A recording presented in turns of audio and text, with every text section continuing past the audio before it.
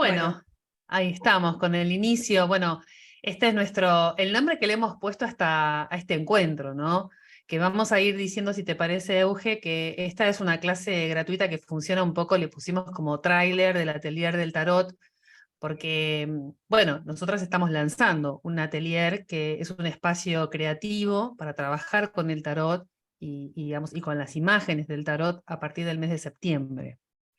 Por eso, bueno, diseñamos esta clase como, bueno, una introducción un poco al tema también, ¿no?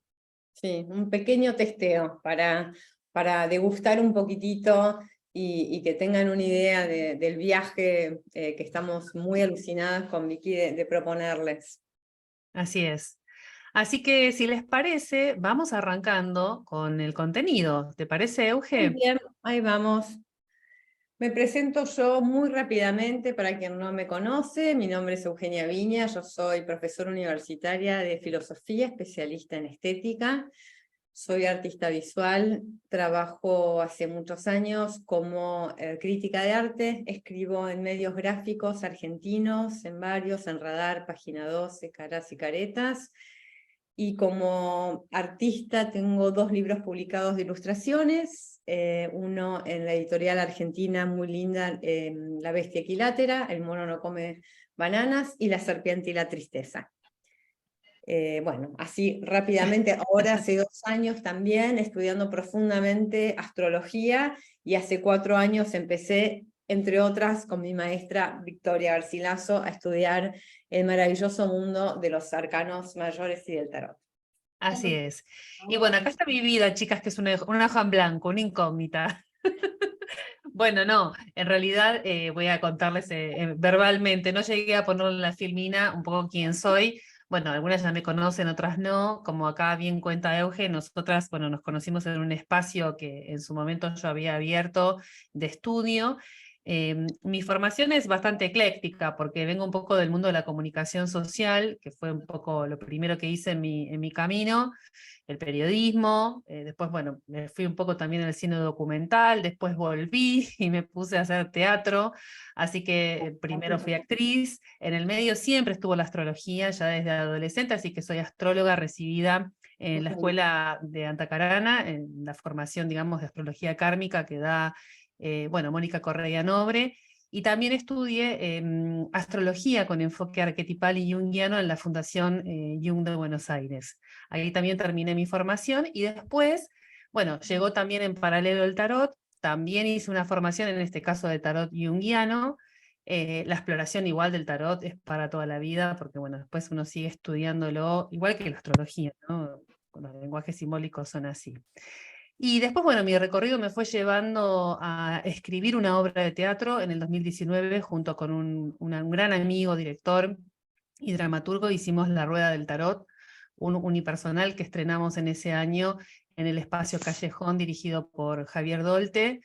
Y después, bueno, los caminos de la comunicación siempre me siguieron llevando, en este caso, a tener un canal de podcast, donde también hago difusión, digamos, de un poco de mis miradas sobre los lenguajes simbólicos, siempre entrecruzándolo mucho con la mitología, que es un lugar al que siempre me gusta ir a nutrirme.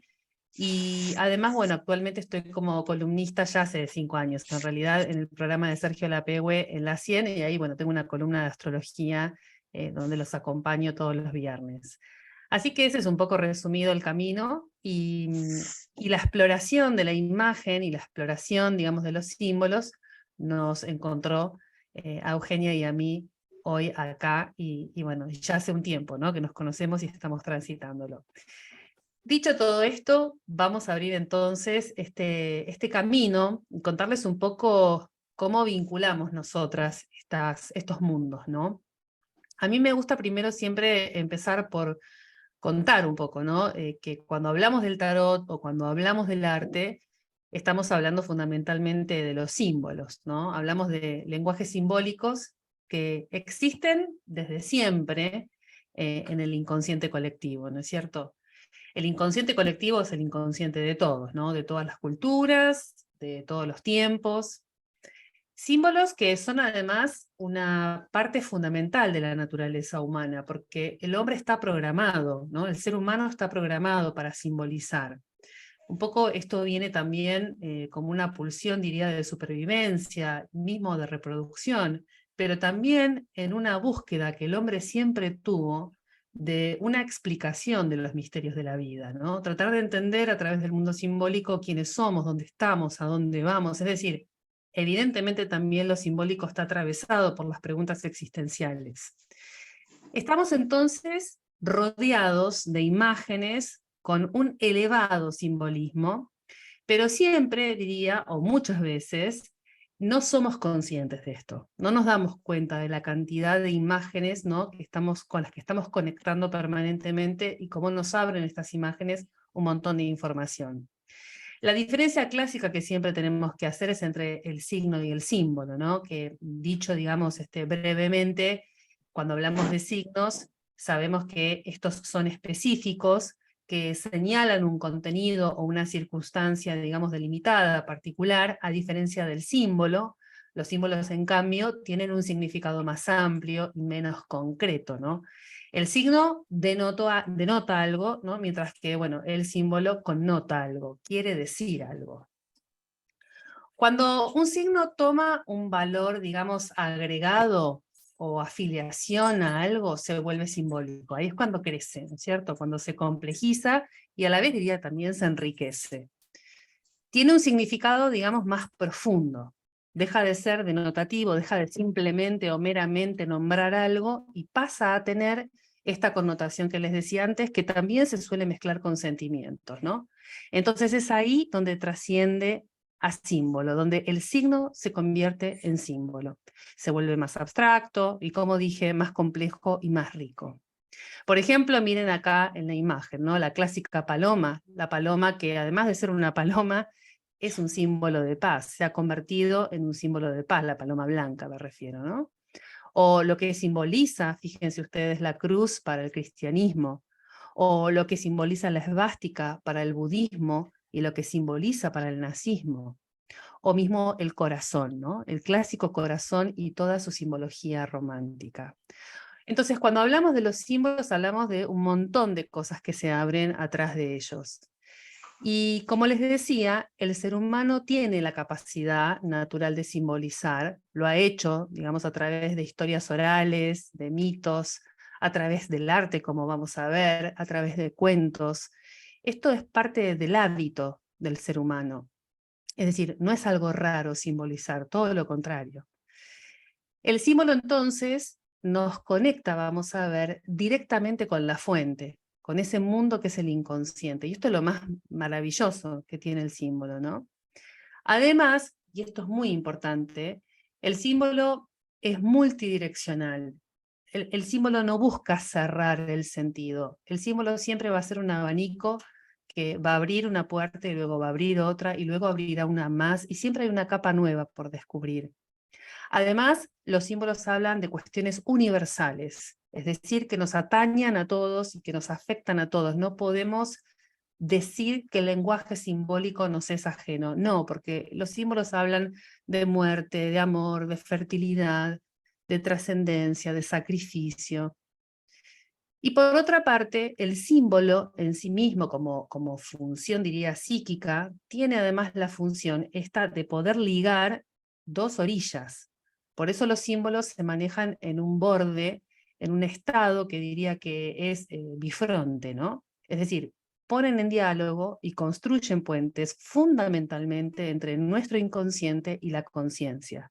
Entonces, los símbolos son un puente entre estos dos mundos, ¿no? Un poco como pasa con los sueños. Los griegos hablaban del simbolón, de hecho la palabra símbolo viene del simbolón. Una antigua costumbre que cuentan existía en la antigüedad, en donde dos personas partían un objeto de valor en dos, con la promesa de algún día, cuando volvieran a reunirse, reunir también ese objeto que había sido partido, como por ejemplo sucede con el corazón de los enamorados. Entonces el simbolón es esa búsqueda que nosotros estamos haciendo y con la que conectamos casi mágicamente al momento, por ejemplo, de ver una obra de arte o ver una carta del tarot. Cuando algo se mueve, cuando algo se conecta, cuando sentimos que esa parte nuestra se conecta con la parte de la obra. Ahí nos volvemos a reunir, ¿no? A religar. Los lenguajes simbólicos entonces nos sirven como herramientas. Por eso se habla que el tarot es una herramienta. Las herramientas que son de uso, digamos, fundamental para el proceso de unificación psíquica. Y cuando hablo de unificación psíquica me refiero a esto, ¿no? A religar, a volver a reunir aspectos de nuestra personalidad que quizás quedaron en el olvido, en el inconsciente profundo, reprimidos, proyectados, olvidados, y que el símbolo tiene la habilidad y la magia de poder traérnoslos de vuelta, ¿no? Cuando hablamos de los lenguajes simbólicos, podemos hablar de una runa vikinga, una runa nórdica, o sea, el sistema rúnico en sí mismo es un lenguaje simbólico. Podemos hablar de una carta del tarot, obviamente, el tarot en sí mismo es un lenguaje simbólico. La carta natal es un lenguaje simbólico porque la astrología también lo es. Un hexagrama de I Ching, un cuento de hadas, un mito y por supuesto una obra de arte. Entonces, los lenguajes simbólicos vamos a ir viendo que funcionan como espejo, como un espejo de nuestro interior, y podemos enlazarlos dentro de un trabajo terapéutico o creativo. Y esto es lo más interesante, ¿no? Necesitamos estar en contacto con los símbolos entonces, ¿pero para qué? ¿Por qué es importante esto? Pongo la pausa. Primeramente, para no volvernos demasiado rígidos, ¿no? Para no convertirnos en personas rígidas. Es decir, la desconexión con el inconsciente, la desconexión con la riqueza simbólica que todos tenemos naturalmente, ¿no? En nosotros, es un enorme riesgo. Es un riesgo de neurosis grave, es un riesgo de exceso de rigidez y en definitiva parcializa nuestra vida porque no nos permite integrar esa otra parte que también está, ¿no? Entonces el símbolo nos permite entrar al inconsciente, además, no solo para volvernos más flexibles, sino que además tenemos la suerte que a través de los símbolos podemos ingresar al inconsciente con las herramientas que el inconsciente mejor entiende, ¿no? Que es el pensamiento simbólico y los símbolos en sí mismos.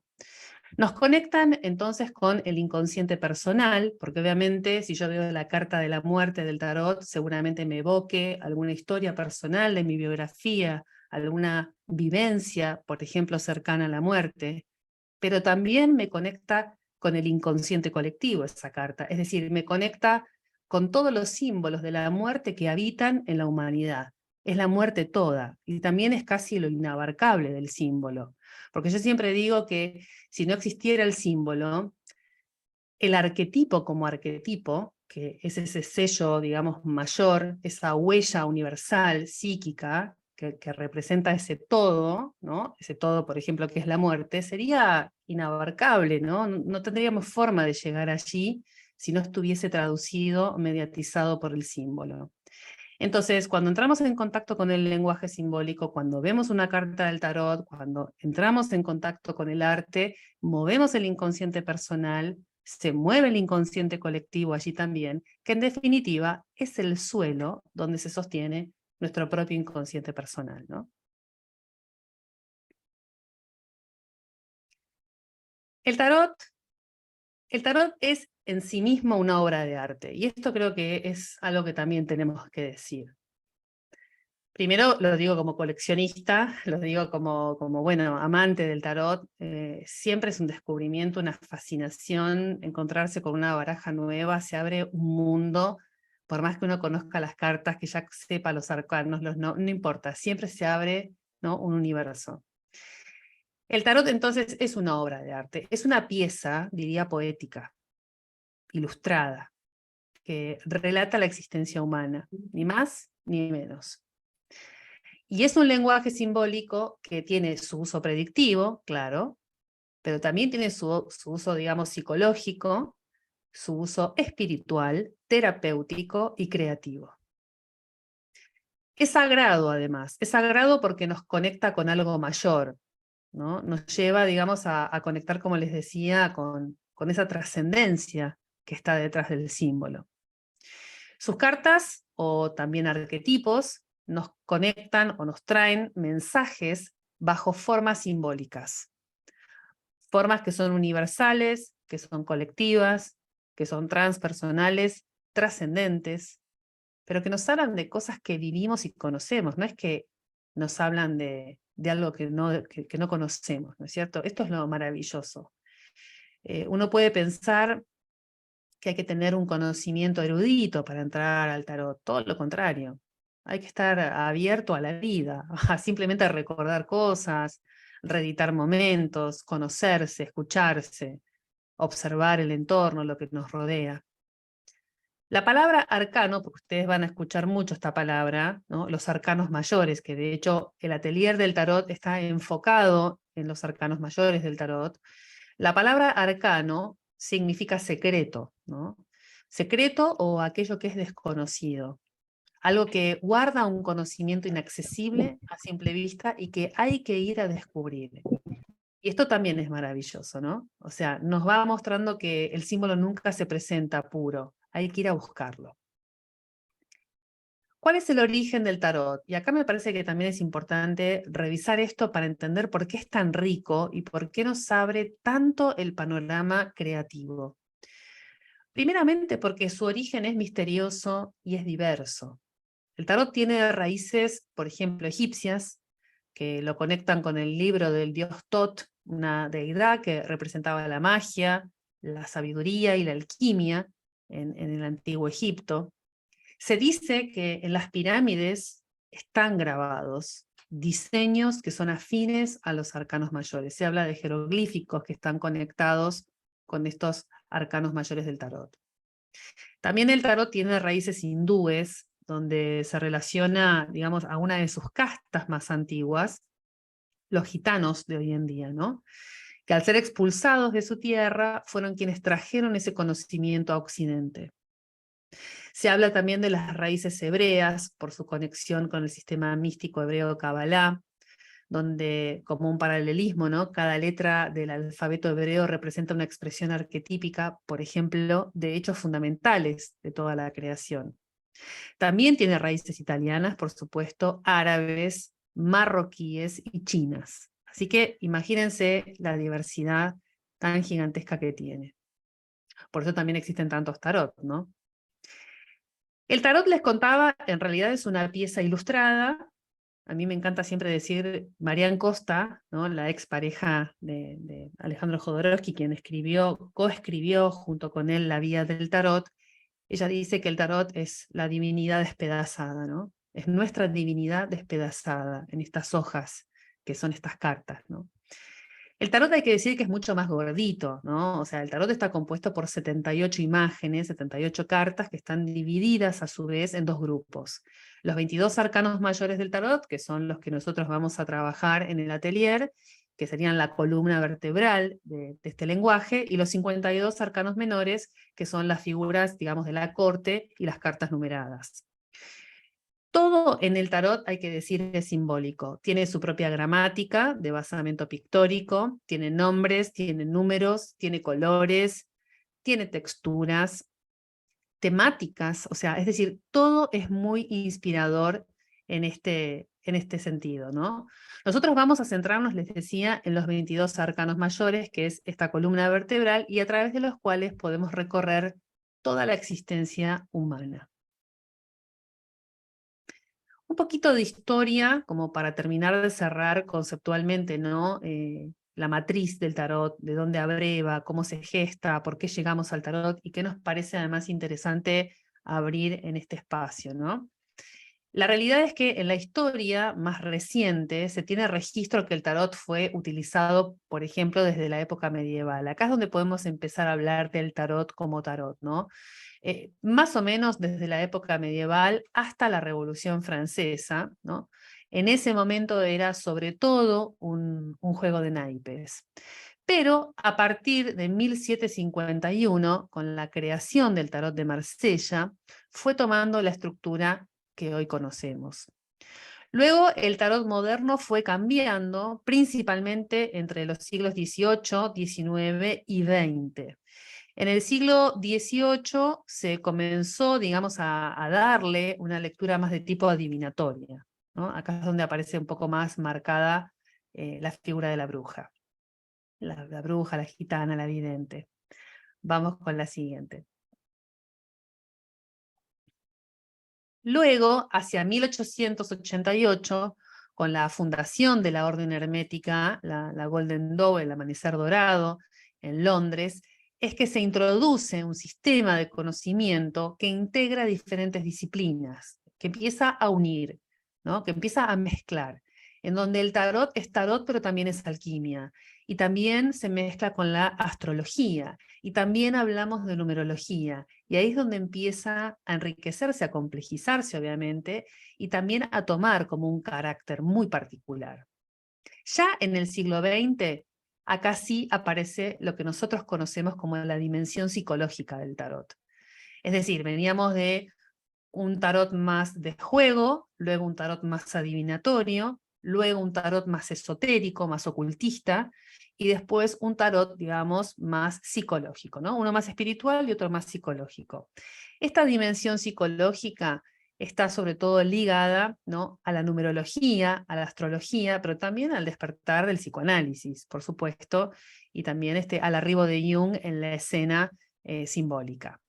Por último, importante mencionar que cuando hablamos del tarot estamos hablando del famoso viaje del héroe o de la heroína, que seguramente muchas de ustedes y muchos de ustedes han escuchado, un relato mítico, que es arquetípico en sí mismo, y que cuenta una historia que es común a todas las culturas, diría, de todos los tiempos, en la cual hay un héroe o una heroína mitológico que atraviesa una serie de peripecias hasta que llega, digamos, a un estado de evolución, o un estado, digamos, de premiación después de su viaje, en el cual termina de integrar una evolución o un despertar.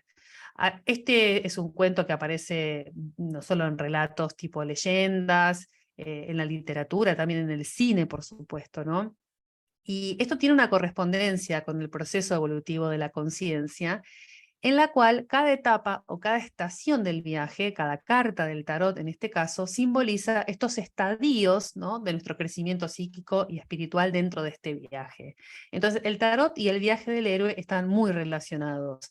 Por lo tanto, vamos a ver que representan en sí mismo un proceso de transformación muy profundo en nosotros. Por eso esto no es solamente presentarles un espacio creativo, sino que también es un espacio, digamos, terapéutico de búsqueda y, por qué no, también de despertar. Y el tarot, hay que decir que además es una representación simbólica entonces de este viaje, y nuestro inconsciente se puede reorganizar a través de este diálogo con imágenes arquetípicas. Las cartas, vamos a decir que entonces son nuestras aliadas en este viaje, y van a ser la fuente de sabiduría, ¿no?, para que nuestro proceso de despertar se mueva, ¿no?, se active. Movilizan nuestra creatividad a las cartas, porque además nos conectan con el inconsciente, que el inconsciente es el lugar de mayor fertilidad.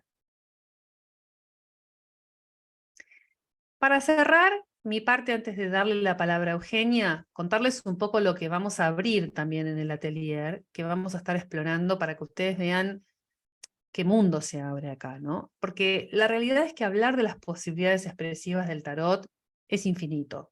No solo a nivel conceptual, sino también, por supuesto, en la ejecución, ¿no?, a nivel gráfico. Podemos encontrarnos, como en la imagen de la izquierda, con un tarot de opinión, en donde aparece una visión, por ejemplo, sobre la iglesia, ¿no?, polémica o no, pero opinión al fin de quien ha diseñado esta baraja. O podemos encontrarnos, como la carta del centro, con un tarot digamos, en color blanco y negro, en donde hay ausencia de otros colores. La elección de la paleta también habla mucho, por supuesto, del dramatismo o del gradiente, ¿no?, energético que uno le quiera dar, o expresivo a la carta. Por supuesto, también hay tarot más abstractos o minimalistas. Fíjense, por ejemplo, el tarot de la derecha. Vamos con la siguiente. Después hay tarot de autores que a su vez han sido artistas, o sea, también existen tarots que están relacionados a diferentes artistas, digamos, ¿no?, del mundo de las artes. Caso, por ejemplo, del tarot del Bosco, o el tarot de Klimt, el tarot de Botticelli, el tarot de Dalí, entre otros, ¿no?, que, bueno, son fragmentos de la obra, trabajados, tratados de una manera en la cual se va fragmentando la obra y se van tomando, digamos, distintas escenas para ilustrar los arcanos.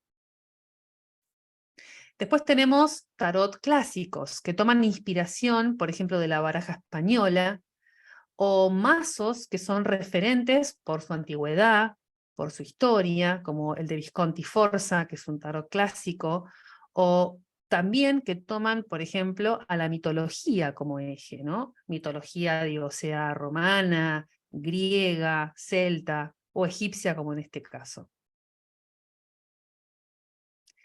Después tenemos barajas más innovadoras, que cruzan, por ejemplo, al tarot con otros lenguajes expresivos, como por ejemplo el cine, o que deciden explorar la sexualidad, o que deconstruyen sus símbolos o los reinterpretan según la propia biografía del autor.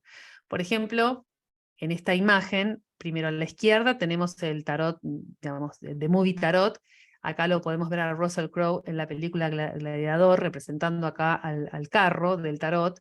En el centro, por ejemplo, el tarot de Milo Manara, ¿no? La carta del mundo, una carta, bueno, un tarot erótico, una carta que nos lleva también a ese erotismo. Y lo que me interesa que vean es, por ejemplo, la carta de la derecha, que es de una artista italiana, que ya ha hecho su propia interpretación del arcano sin nombre de la muerte, y como ella es italiana, obviamente pone al esqueleto en una góndola, como el gondolieri, como Caronte, que va a cruzar, ¿no?, el alma de una orilla a la otra. Luego, los tarot que requieren de un conocimiento. O sea, hay tarots que requieren de un conocimiento por parte del lector o del creador de la baraja. Es el caso, por ejemplo, de un tarot que esté inspirado en la astrología, o un tarot que esté puramente inspirado en la geometría sagrada, o en elementos, digamos, de la geometría sagrada. Mismo el tarot junguiano, que esté inspirado en la psicología junguiana. Y para ir terminando, barajas feministas, ¿no? Acá diría las barajas del nuevo tiempo, ¿no?, con perspectiva de género, que proponen una revisión misma, ¿no?, de los arquetipos clásicos, tal como los conocemos o los tenemos integrados, ¿no es cierto?, en donde aparecen tarots con una perspectiva de género, LGTB, es decir, una mirada que también nos lleva a preguntarnos por los arcanos y su movilidad, ¿no?, simbólica. Por último, diversos formatos, ¿no? En el tarot también uno va a una casa de tarot a comprar y hay distintos formatos. Ahí también hay como, bueno, todo un universo que luego seguramente en el correr del atelier Eugenia los va a estar guiando, ¿no? Muchísimo en este sentido. Hay tarots circulares, hay mini tarots, hay tarots de gigantes, digamos, ¿no?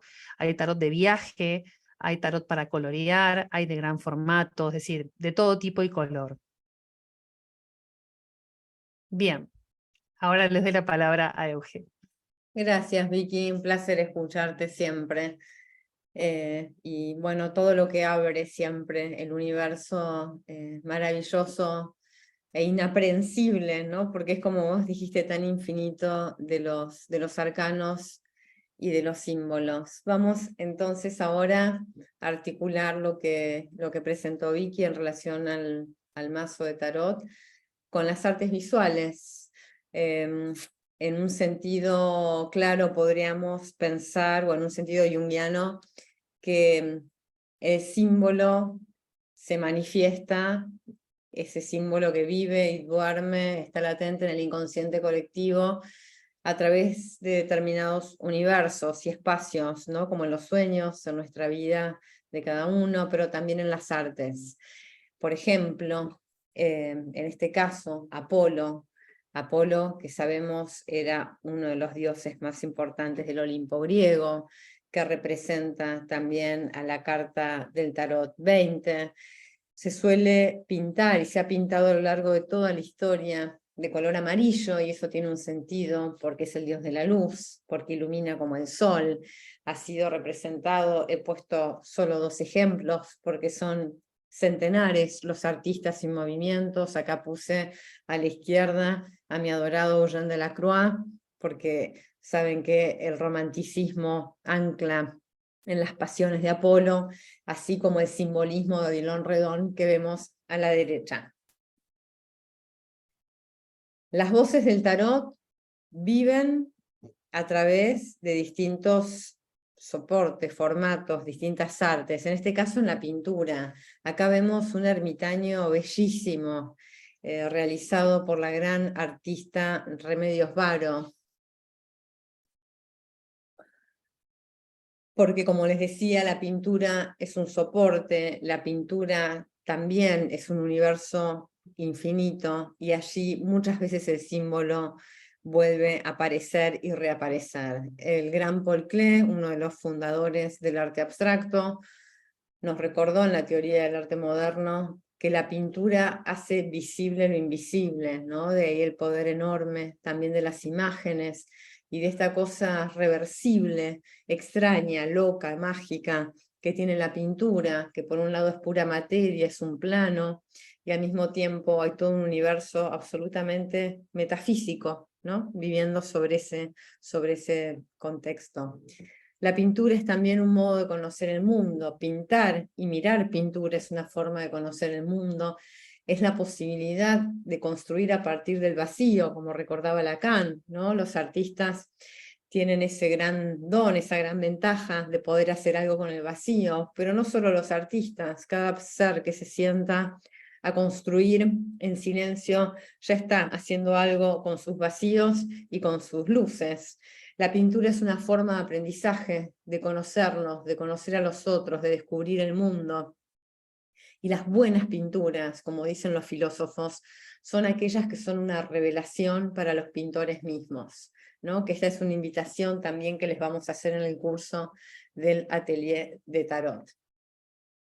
El gran cuadro, el cuadro filosófico por excelencia, Las Meninas de Velázquez, donde la pintura es puesta en escena, donde el acto de pintar y representar es puesto en escena, y donde Velázquez desnuda las intimidades y todos los vínculos de las imágenes, ¿no? Con sus juegos de miradas, con sus reversos, con sus pliegues, sus espejos, sus marcos, sus luces y también sus opacidades, porque el gran pintor del rey Felipe IV está pintando un bastidor que para nosotros es un muro, ¿no? No lo vemos, no sabemos qué hay detrás de eso. Velázquez presenta la imagen de la imagen y el acto de la construcción, que es el acto de la creación también, ¿no? Ese acto también, uno podría decir, indefinible, indescriptible, pero con una potencia arrolladora. Esto es un reel, esto es ficción, es un juego con la pintura de Las Meninas, pero es para ver toda la potencia, ¿no? Que hay en las imágenes y por lo tanto todas las decisiones que hay en la persona que está construyendo esas imágenes. ¿Quién habita las pinturas? ¿Cómo se construye una imagen? ¿A dónde queremos llegar a través de una imagen? ¿Por qué buscamos imágenes? ¿Por qué hacemos imágenes? ¿No? Pintar es un acto, seamos artistas o no artistas en el sentido de tener obra que circula en determinado circuito. El solo hecho de hacer obras, de sentarse y tener un vínculo con la pintura, nos abre a un universo de autoconocimiento enorme. La pintura es muchas cosas, como el tarot. Hay tantos pintores como pinturas, pero el símbolo, como es tan reversible y es tan plástico en sí mismo, se va adaptando a los distintos espacios, ¿no? Tenemos a Monet, que hace esta poética del espacio con sus nenúfares, ¿no? Doy un ejemplo, hay muchos más. Se crea un refugio de meditación, ¿no? La imagen como poesía.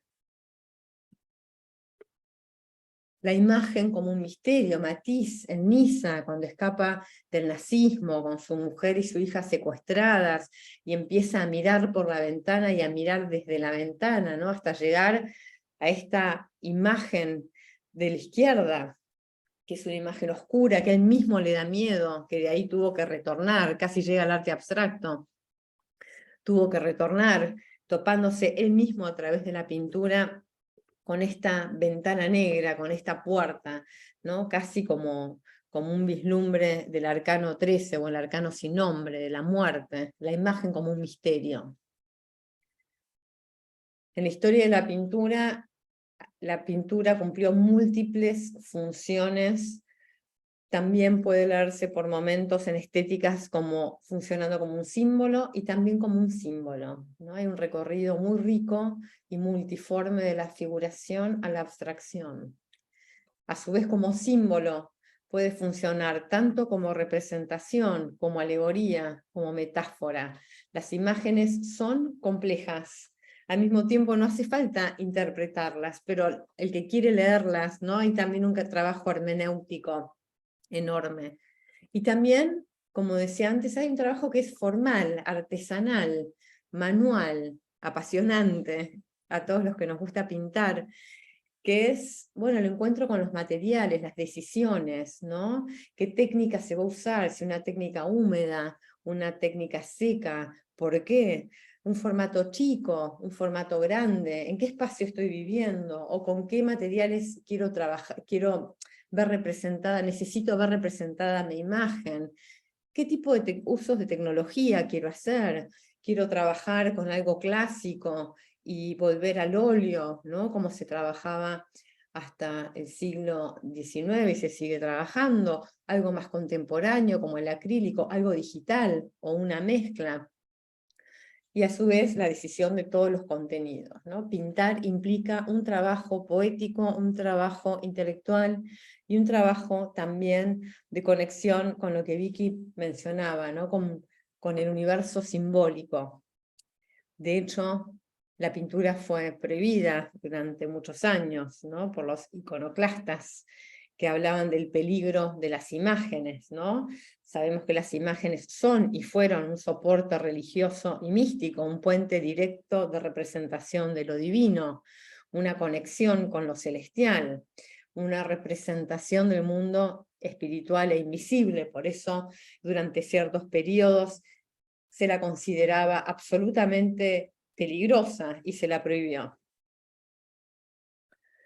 Vamos a ver también que hay ciertos movimientos artísticos que tienen una afinidad mucho más directa con el mundo simbólico porque trabajan con eso, ¿no? Buscan, ahondan, profundizan en las llaves de esos universos. El simbolismo, con Jean Moreau y Odilon Redon a la cabeza, van a manejarse deliciosamente y con técnicas muy virtuosas a través del simbolismo. También va a estar en la pintura italiana, ¿no? De principios del siglo XX, en lo que es la metafísica de la presencia de Chirico y todo lo que implicaba. Aquí vemos, ¿no? También esta poética enorme y misteriosa, la construcción de los que implica una construcción de un espacio, todo lo que despierta la experiencia estética en el espectador, en cada uno de nosotros, no solo cuando recibimos la imagen, sino también cuando la hacemos, cuando la construimos. La estética es estar a su vez atravesados por emociones, ¿no? Algunos filósofos sostienen directamente que una buena imagen, una imagen consistente es aquella que transmite en términos literales la emoción que el artista o la artista sentía cuando la estaba viviendo, como el atormentado William Turner que se la pasaba en esos barcos literalmente subido a los mástiles en la tormenta para vivir él ese movimiento de luces y de aguas para poder representarlos. Las afinidades y los puentes entre la pintura y los arcanos son infinitos. La pintura nos permite, por ejemplo, sentir la gracia de los girasoles borrachos de Van Gogh, ¿no? Como la gracia de ese loco que va tan libremente y tan despreocupadamente, ¿no? Ese lado gracioso, ese lado, sí, eso, la gracia, ese cosquilleo que nos puede hacer la vida en algunos momentos. También Van Gogh nos puede hacer sentir el peso de la noche, ¿no? Realmente el peso de la noche se nos cae encima. Esa es la sensación que tenemos, que Van Gogh nos dejó y que está todo el tiempo cayéndose, porque es otra de las cualidades de la pintura y del símbolo, que es un presente continuo, ¿no? No es pasado ni futuro, es los tres tiempos al mismo tiempo. como la pintura, el último cuadro que pinta Van Gogh, Los Cuervos, antes de suicidarse, sabemos que él se suicida en la mitad del campo, como nos deja este campo con cuervos. Miramos esta pintura y tenemos el temor y la sensación de la aproximación de la muerte, ¿no? La experiencia de la muerte, es decir, las experiencias estéticas claramente despiertan universos simbólicos, experiencias arquetípicas. Es William Turner cuando se iba a Venecia a buscar los amaneceres con su blog de acuarelas a las 5:30 de la mañana y se sentaba solo para pintar el amanecer y para amanecer con él, tal como él decía. Es Rothko, la torre que cae, perdón, ¿no? La torre que cae, el abismo de los cuadrados de Rothko, esa posibilidad o ese hecho que nos sucede o nos ha sucedido cuando todo cae, pero que a su vez esos relámpagos que pueden ser también como iluminaciones divinas, como epifanías. El loco de otra manera, el loco ya no con la gracia de la levedad y la belleza de la vida, sino el loco como un Jackson Pollock, un tipo enloquecido, un artista alcohólico de los 19 años, que pinta sin líneas, que pinta sin ángulos, que hace inaugurando el dripping del expresionismo abstracto, una forma de expresión majestuosa, cambiando de formato, cambiando el peso, cambiando el tamaño, y él mismo representando en este caso esta actitud enloquecida, ¿no? Libre en otros sentidos, vanguardista. Podemos sentir con Francis Bacon esos cuerpos locos, pesados, que caen, ¿no? Que caen a través de los vómitos, que caen a través de la sexualidad, que se salen de sí mismos a través de los orgasmos, ¿no? Algo así como nunca tener del todo la manija en la mano, ¿no? En no tener el control absolutamente de nuestra vida. Bueno, como eso puede estar, esa rueda de la fortuna claramente representada en la pintura y sentirla nosotros como espectadores. ¿Cómo podemos fracasar en el dominio de nuestros instintos? ¿No? Y podemos devenir animales, como si fuese un arcano, el arcano 11, estancado o dado vuelta, ¿no? Una fuerza invertida, cuando eso no se logra. Podemos ser víctimas de la oscuridad, puse a Goya, porque me encanta con su aquelarre, pero bueno, tenemos miles de ejemplos donde la sombra, el ángel caído, el diablo, las pasiones, las dependencias, los vicios, organizan fiestas y nos llevan a participar de ellas. Sentir la geometría, el equilibrio perfecto del mundo, ¿no? Mondrian, los 4 elementos estructurados, lo contrario a un Pollock enloquecido, ¿no? El diálogo también entre los arcanos, cómo se va viendo en la historia de la pintura, las distintas posibilidades de encarnar de esos símbolos. Las emperatrices, acá puse una que yo adoro, que es Tamara de Lempica, mujeres empoderadas, mujeres que disfrutaron, vanguardistas, de avanzada, disfrutaban de su sexualidad, de su vocación, de su carrera, de su dinero, emperatrices. Y para terminar, este cuadro que me encanta, de uno de los creadores del realismo francés, que es Courbet, loco, ¿no? El loco acá es el artista mismo, es un autorretrato de Courbet, que en ese paseo se encuentra con uno de sus coleccionistas, ¿no? Donde se ve también el coleccionista como un burgués, con su perro de casa, con su esclavo detrás, y el artista con su valijita, ¿no? No tiene ese ropaje, no tiene perro de casa, no tiene anillos, no tiene sombrero, pero está libre, ¿no? Va sin dirección, va más liviano. Bueno, es como un pequeño adelanto, un tráiler, como decía Vicky, del universo que les queremos proponer recorrer en el atelier de Tarot. que empieza en El septiembre. 5. El Gracias. martes 5 de septiembre, exacto, a las 7 de la tarde, horario de Argentina, ¿no? Si te parece, Euge, antes bueno, de recordarles un poco bueno, lo que vamos a estar proponiéndoles, podemos abrir a comentarios, ¿no? También. Yo considero que está bueno por ahí ver un poco también qué las trajo y los trajo a este espacio. Nosotras, como habrán visto, la propuesta es muy amplia porque tanto el tarot como el arte, digamos, son una inspiración para que disparemos en un montón de direcciones en este atelier, pero a nosotros lo que nos interesa es guiar realmente a aquellos que hagan el atelier con nosotras, guiar en el armado de la baraja, ¿no? En el paso a paso de, bueno, ¿cómo hago mi propia baraja de tarot? ¿Cómo lo plasmo esto? Acá es muy importante que, bueno, también hablemos un poco de eso, ¿no? Euge, antes de abrir Totalmente, así ya cerramos el Power y podemos vernos entre Sí, todos. podemos Tal como charlar. dice, sí, como dice Vicky, el curso está orientado, acá vieron la dinámica, Vicky siempre va a dar de una forma muy clara, va a presentar estos signos que devienen símbolos para que ustedes puedan utilizarlos claramente como herramientas y detectarlos, pero a su vez las vamos a guiar, los vamos a guiar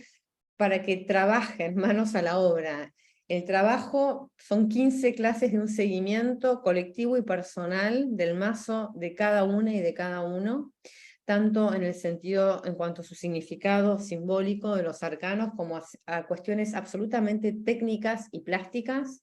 En la primera clase vamos a invitarlos con preguntas que los vamos a ir guiando para ver qué tipo de soporte, de tamaños pensamos que serían los indicados para cada ustedes. Acá tengo un pequeño ejemplo, ¿no? Vamos a ir siguiendo todo el proceso, va a haber una decisión, una primera semana de mucha introspección personal, hay una guía de preguntas muy fuerte, muy convocante para cada uno de ustedes, para que puedan decidir todo tipo de cuestiones para construir su propio mazo, es decir, para que puedan hacer este circuito, ¿no? Por ejemplo, acá se ve bien manual del blog, en este caso un pastel que es mío, que yo soy, el carro es el arcano, es mi arcano de vida, ahí el recorte, la edición, ¿no? La puesta en caja, para llegar al final, ¿no? En este caso, una mezcla de algo manual con algo digital, terminado por compu.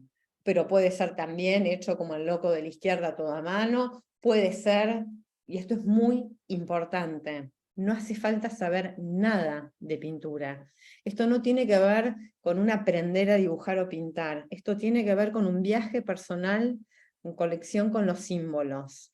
Les vamos a dar todas las herramientas a aquellos que no quieran siquiera trabajar con figuración, pueden trabajar con lenguajes absolutamente abstractos o con collage o con cuestiones digitales. Es decir, para terminar, vamos a ir acompañándolos en todo lo que es este abanico emocional, porque el tarot, la primera clase, como dije, presentación, voy a dar como 20 opciones de materiales y de técnicas para sintetizarlo, unas puramente manuales, otras digitales, otras mixtas, y para que el armado del mazo sea 2 meses y medio, 3 meses de una conexión, primero de trabajo, porque va a haber un seguimiento y la idea es como, no, bueno, no tuve tiempo, obvio, somos todos adultos libres, pero va a haber atención, que es una forma del amor, decía Simone Weil, o sea, hay un seguimiento, ¿no? Como que está bueno que se pongan a trabajar, que compartan con nosotras, con sus compañeros, que lo hagan. Que es una invitación también, que es un viaje profundo y sistemático, que conecten con los símbolos, que manifiesten esos símbolos y que los vivan construyéndolos, ¿no? Esta cosa que decía Jung tan linda, tu visión se aclarará solamente cuando puedas mirar en tu propio corazón, quien mira hacia afuera sueña, quien mira hacia adentro despierta. El tarot tiene esta cuestión mágica y las artes plásticas de que son ese puente que nos ayudan a habitar esos mundos. Bueno, de mi parte, reforzar un poco lo que dije al inicio, quizás más ordenado ya en lo que van a ser las clases. Las clases están pensadas desde el tarot para las personas que quieran hacer su propia baraja de tarot, teniendo conocimientos del tarot o no. Obviamente, si ya conocen la herramienta, bueno, mejor, porque entonces será como más provechoso, pero si no la conocen también, porque en cada clase vamos a presentar 2 arcanos por clase.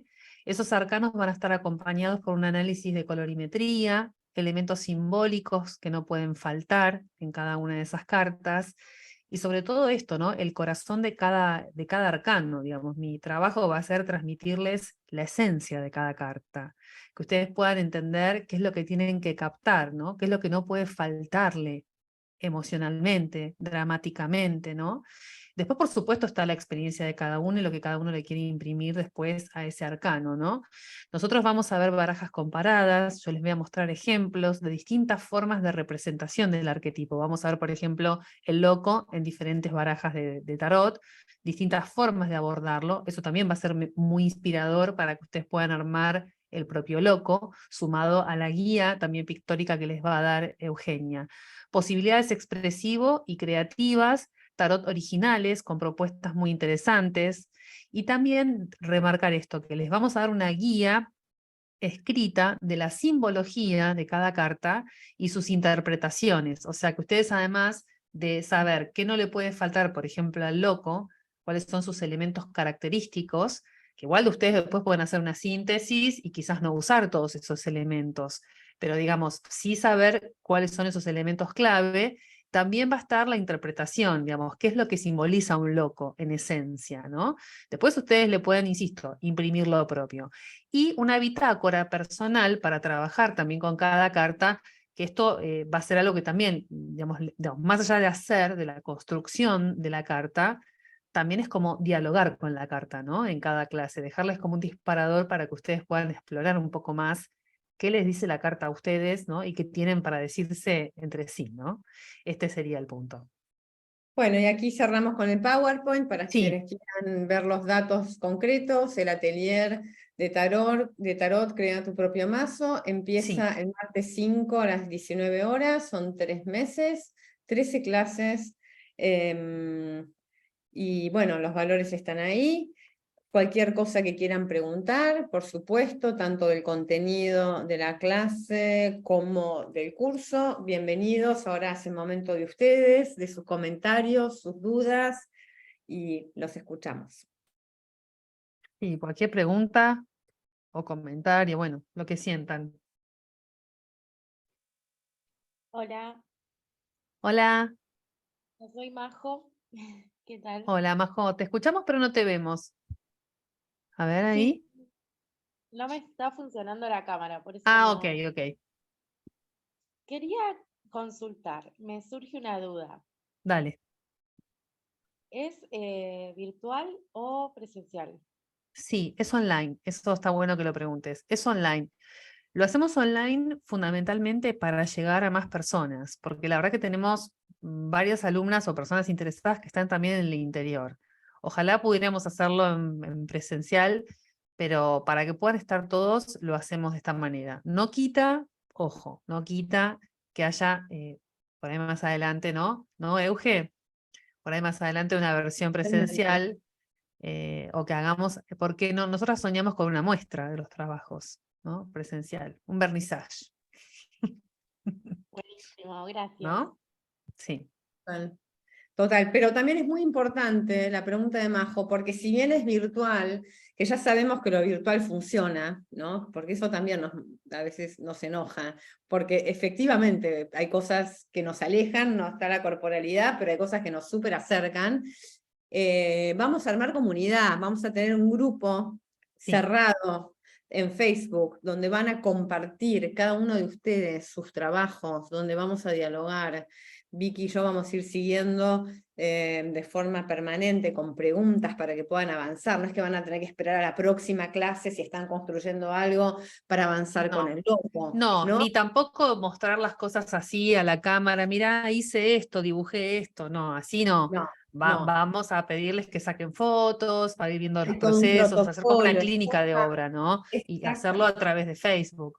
Exactamente. O sea, no es presencial, pero no le va a faltar nada de un buen presencial, digamos. Se va a trabajar y se va a trabajar mucho y de forma colectiva, compartida, guiada y sistemática. Sí. Bueno, yo lo voy a hacer, ya le dije a Muy bien, a Fernanda. Euge, Muy y bien.